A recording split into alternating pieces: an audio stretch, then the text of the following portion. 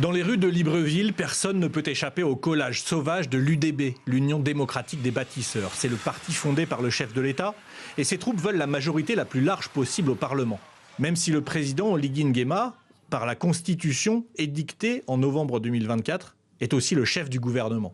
Il n'y a pas de volonté d'avoir un Parlement monocolore, mais nous souhaitons que la majorité des élus qui seront au Parlement soient des élus de l'Union démocratique des bâtisseurs, de façon à ce que le président puisse s'appuyer sur son parti politique et des gens qui partagent complètement sa vision pour le Gabon, pour les 7 prochaines années et bien plus.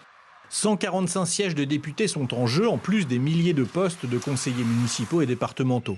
Mais pour cet analyste politique, il manque une réelle opposition. Si dans un État comme le Gabon, au sortir d'un coup d'État dans lequel nous avons décidé désormais de conjuguer démocratiquement, et nous constatons que toutes les franges sont autour du président de la République, cela nous ramène au Parlement soviétique de l'époque.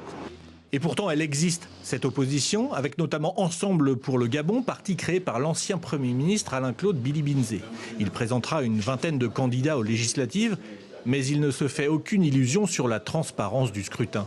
Au regard des nombreuses violations de la loi, alors nous parlons, beaucoup de gens découvrent à peine qu'ils vont pouvoir être candidats, au regard des délais qui ne sont pas respectés par le gouvernement, au regard du fait que les candidats n'ont pas reçu de la part de l'État un accompagnement pour faire campagne, il est peu probable que ce scrutin soit crédible et transparent.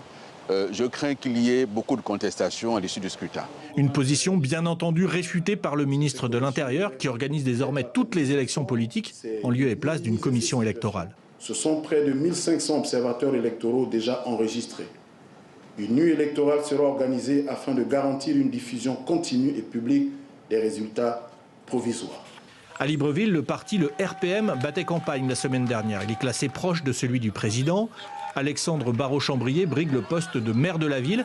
Il est aussi vice-président du gouvernement, l'équivalent dans la nouvelle constitution de l'ancien poste de Premier ministre.